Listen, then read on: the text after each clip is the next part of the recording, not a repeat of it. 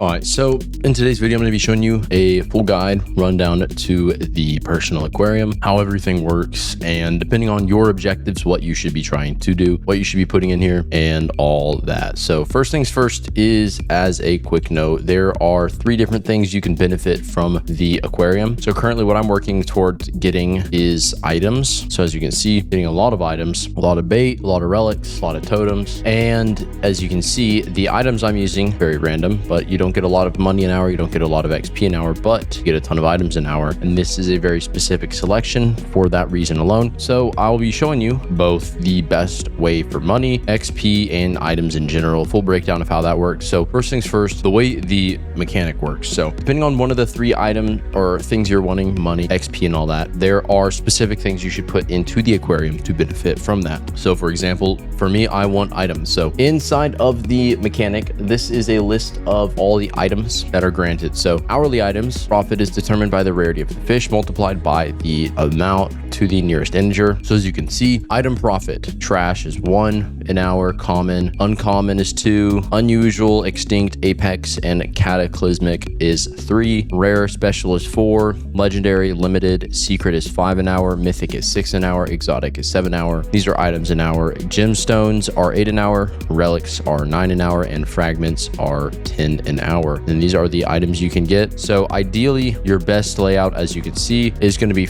all 5 of the fragments and then the 3 individual relics, which is going to be 77 items an hour. Now, each 5 fragments, which is going to be the ones from Ancient Isles, these 5 fragments, or these 4 fragments, but I think there's a 5th one. Well, you can do these 4, and then there is another one. So there's the ancient fragment, the deep sea fragment, the earth fragment, solar fragment, and then the glacial fragment, which, I mean, I don't even think I have that, but that is the 5th fragment. So if you get that, and then the 3 relics of exotic, cosmic, and normal, that'll be the best method or way, like, balance. Now, the next thing is going to be, so if you are wanting the best, amount of items, I would go off that list. So for me, I don't have all of the fragments. So I have the 2 fragments I do have. I have an enchant relic, and then these, which make 8 an hour, all the different gemstones, and then another relic. So I'm making about, I think, 67 an hour, 67 items an hour, which isn't too bad considering if I AFK for, numerous hours at a time. I'll make that. And the best thing about items an hour, so your items an hour is not affected by the offline profit. So you'll still get all these. Online profit and offline profit only affects money and XP. So it's a bit of a beneficial thing. Now, if you're trying to get XP, this is where the mechanic will change. So if you're trying to farm hourly XP, the hourly XP profit is equal to 20% of the fish's base XP. So when you catch a fish, you get XP from it. Because of this, the Elder Mossjaw and the Colossal Ethereal Dragon are the best choices for obtaining XP, each providing a ton of XP an hour. So if you go to the fishipedia.org, you can find any fish you're wanting. So if I search, as you can see, whenever you catch this, on average, you'll gain around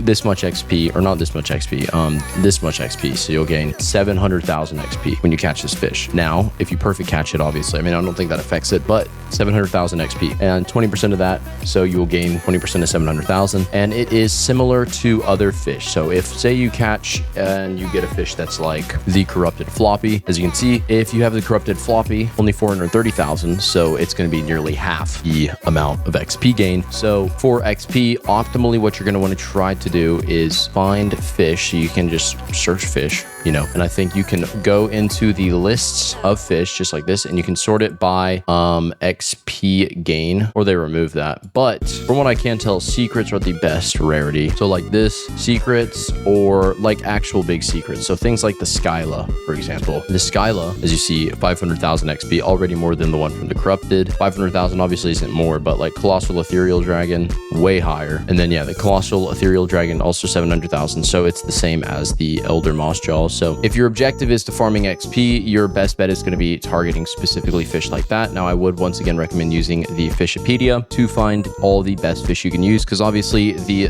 percentage reduction from fish whenever you use duplicates is a bit of a pain in the butt. So I wouldn't obviously recommend using fish of the same fish, because the loss might be not worth it. Now, for the final strats and info. So if you are wanting to benefit the most out of the hourly credits you make, or money, see, I have a decent amount of money, trying to get a few billion. So when the black market comes in, I might actually be able to get some of the stuff. But what we're looking at is there is a huge conversion. So if you remember, the people used to make like millions. I think one person made nearly like 100 million an hour. Now this was absurd, right? Making 100 million an hour. Now they had to nerf it, and they were like, oh, it was nerfed by 80%. All this, you know, blah blah blah. It wasn't nerfed. What they did is they included a mechanic that balanced it. So obviously they don't want the economy ruined just because a few people, you know, have some rare fish. So what they did is they included this new formula. So very confusing when you first look at it, but here's a quick rundown of how this works. So hourly profit is calculated based on 25% of the current value of the fish placed in the player's aquarium. So the value of the fish, so say once again the elder moss jaw, the average, I believe it's the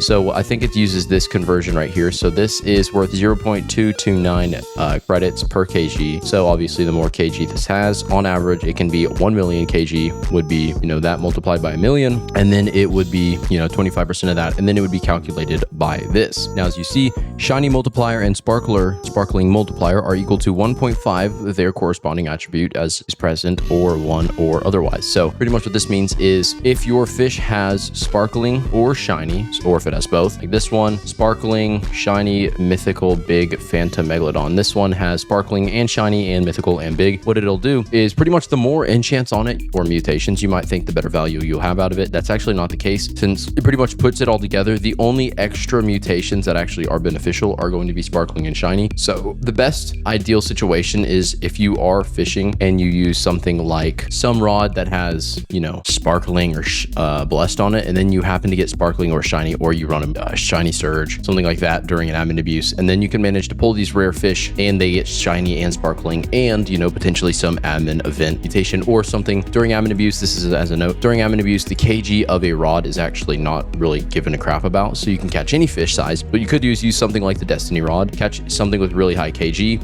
and then you could use some bait, like for example, I could use the UFO bait. Now the UFO bait always gives the alien mutation to the fish you catch, meaning I could, you know, have a bunch of alien, and then on top of that you could have potentially sparkling or shiny, and then alien, and then you could appraise it and get it really big. So that would be able to be really beneficial. But once again, the final formula can be calculated around this. So the hourly amount is round up from the weight multiplier times the base price, which is this conversion right here. So the weight multiplier to the base price. So this is the base price, and then the weight is multiplied by that, and then the combined multiplier, and then if it's obviously a duplicate, rarity penalty, which I'll explain that in a second, and then the fish food multiplier, and then divided by 5. So as a quick note, if you do have any of these rarities, so if it's apex, extinct, secret, or exotic, it's going to be negated. So the rarity penalty, that was a struggle, multiplier, as you see, it'll be like penalized pretty much, and it'll make you less if it's these rarities. But if it's any other rarity, so if it's something like cataclysm, whatever the ash claw, I know the ash claw is a different rarity, so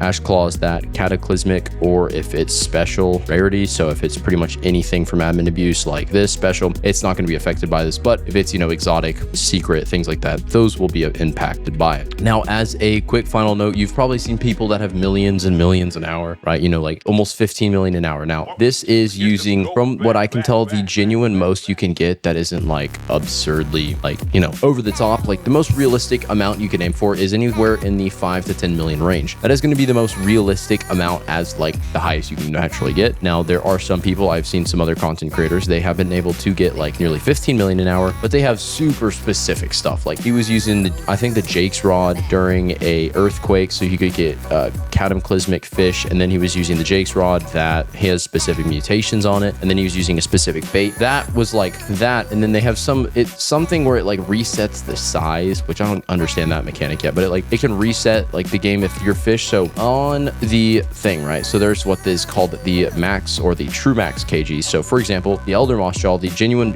chunkiest it can get is 10.437 million kg. So pretty much think of that, and then they caught it with like 20 million kg, so way bigger than it should literally be able to be. And so what happened is it reset it back to this, and they found a way to bypass that and then keep the fish really big. So they ended up having fish that were like 23 million. I think one guy had like 19 million, 23 23 million kg. It was absurd. So they were making all these super things, you know, crammed together. Then they had like the spicy mutation on it. It was naturally really big. Then they appraised it, got like big and giant on it. And it was only all that put together was making them like, I think 13 or 14 million an hour. So realistically, your best bet is to aim anywhere for the 5 to 10 million range is going to be realistically the best you could probably get. Anything above that you see from like a video, you know, or something else, it's really unrealistic. But for the most part, that is pretty much it for this video. I will be giving away a few fish that I do have that make 800,000. I have one that makes 1 million, but I'm personally going to keep that. Be giving away a few that have a pretty good value on them. If you want them, comment Roblox username down below. Leave a like. But thank you so much for watching it, and I will see you on the next one.